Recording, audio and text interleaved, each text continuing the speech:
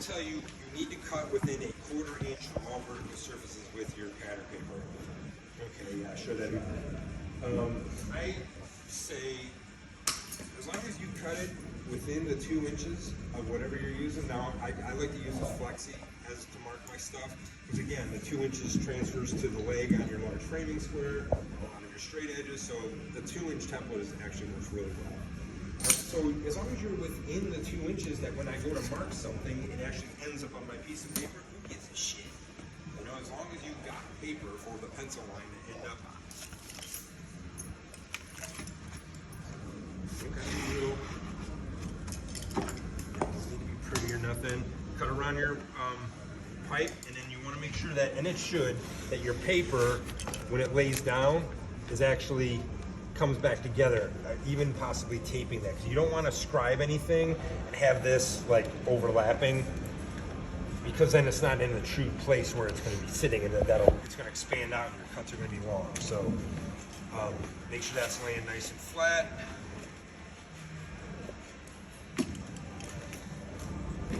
We did this before, didn't we?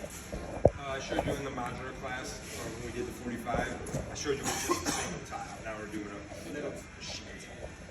The tile thing works great. I probably told the story about the nurse's station with the radius in that modular class.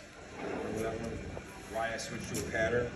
So it was a radius nurse's station like this, and then the tile laid out, and I ended up, those were my cuts, right? So this is the nurse's station, and I did this cut first, and what it is, I just backed it off diagonally here, took my dividers, ran along there, made that cut, slid the tile in, fit fucking beautiful.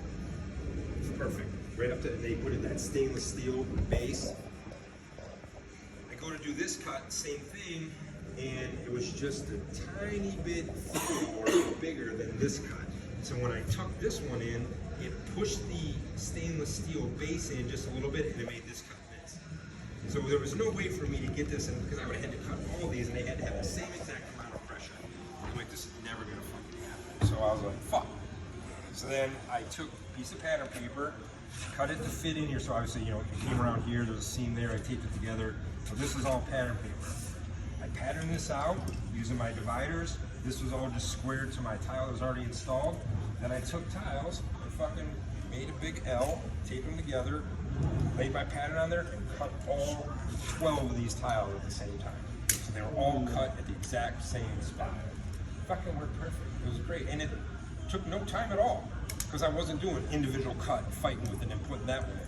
I fucking glued it up, made my pattern, glued it up, put all the fucking pieces. Cut up while my glue was setting up, cut all my pieces. Did that with, it wasn't me doing it, it was someone I had put on these little bathrooms at the Morley Library. I'm sorry, I shouldn't call them bathrooms, they were janitor closets. Probably about the size of this mock-up I had. And it had an old terrazzo sink on a radius in this corner, and then a bunch of pipes over here, and then the door frame. So it was pipes, radius sink, door frame you had to go around. That's a nice bathroom. Yeah, well, it was a slop sink, not a bathroom, I'm sorry. So this Terry guy, who was definitely did too much drugs back in the 70s and 80s, super nice guy, but you can tell he was fucking fried. So I'm like, hey Terry, I need you to do all these little shit rooms. I'm like, that way it keeps Terry away from me. He's locking these bathrooms. I thought he could at least get 1, 2, maybe 3 of them done a day. End of the day, he didn't have one done. I'm like, what the fuck are you doing, dude? And he's sitting there and he glued it up, and he's trying to take the piece and he's trying to cut around the pipes and try and do this radius. It was literally like maybe 3 full pieces of tile, and everything else was a fucked up cut. I'm like, Terry, fucking clean it up, pattern the whole fucking thing, take your 9 pieces of tile, tape them together outside of the fucking room, lay your pattern on it, cut all your fucking pipes, your radius, and your doors at the same time, put the puzzle back together. He finished the rest of those things the next day. So he barely finished 1 the first day, and then he finished the other 5 the next day once he switched to that. So pattern, what's that? I saw that in another video. It was funny because something else would get on fire and they were using that. They're like, back it up, Terry, first, Terry. Anchor your pattern paper. I like the little cat's eye just because they're easy to cut and get rid of. Some people will do the triangles and then they'll leave the, god damn it. Fuck that. But I what I didn't like about, and I showed in the book, you see a lot of people do this, and then they just flip these things up out of the way, and then they run their tape across there. People still do that. I know, and that's totally fine, and it's actually what they show in our book too. I didn't like it because too many times I'd be spinning or something, and then my shoe would catch this, and I'd rip out a big chunk of my pattern paper. So I'm like, all right, well, I'm gonna start cutting these things off, so I don't catch those with my foot, my cronies, or whatever. And then I was like, well, if I'm doing 3 cuts, I can cut that down to 2 cuts by just doing that. And then now I'm not taking as long to cut those things. I know it's milliseconds of difference, but it was faster and easier. I know. So, all right, you're ready to start marking on your pattern. Most important thing you want to do, set marks. If you forget your, now this isn't too bad because you got all the shit. If I drop the sheet in, it's going to fit because it's going to go around the pipe. It's going to hit my door frames. If this is a big sheet, you're only say scribe in the ends. If you forget your set marks, you don't know where to set your sheet. That's pretty important. We actually did that on the Glickman Tower in Messina. Luckily I wasn't there.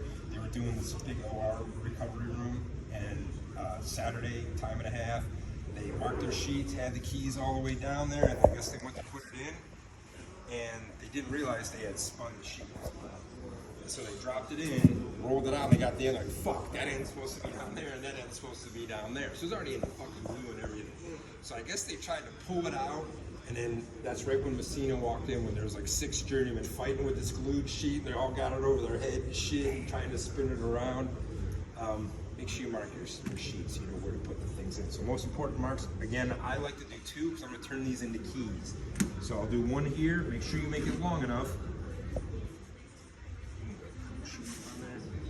The reason you want to make this long enough is because when I go to transfer it to my sheet, I'm actually going to cut this out. So I want there to be enough of my pencil line left that when I put this here, that I can mark that exactly onto my sheet. Now, that transfers onto my sheet, so when I go to put it in, the line's on the sheet, and that line on my floor or my last sheet will line up. Why are you cutting that right there? So when I normally wouldn't do this until I go over there, but I'm just showing you why the line has to be long, because when it's on the sheet, I'm gonna line this up again, do that on my sheet, and now I've transferred that mark onto my sheet, so when I put it in, it'll line up with that mark. So that's why I cut it, so I can actually mark physically on that sheet.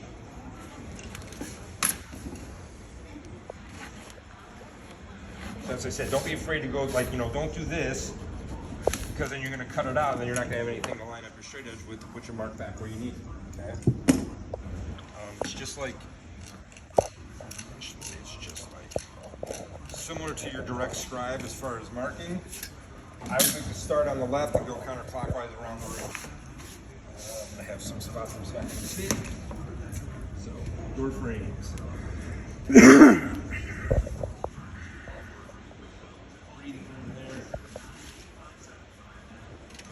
Basically, it's like the same thing we've been doing. Pretty much. You're going to treat this like. Yep. We didn't move it anywhere. We didn't slide it back 6 inches. We didn't slide it back 2 inches. We didn't slide it nowhere. Put down a piece of paper. Put all your marks on the piece of paper. Pull out the piece of paper. Put that on the sheet. Transfer it back. Hold on, so that's the transfer scribe. Yep. This is your pattern scribe because you're putting it onto the pattern first. But see, what's nice about this, you know, on that pattern or on the 3-wall scribe, if you did the first wall perfect, and then when you came back and you went to slide it this way and you accidentally twisted it a little bit, now it's either going to fit there or there, but it's not going to fit both. Where with this, you're doing it all at the same time, so you don't got to worry as much about things being perfectly square. Remember, like some of you guys had your door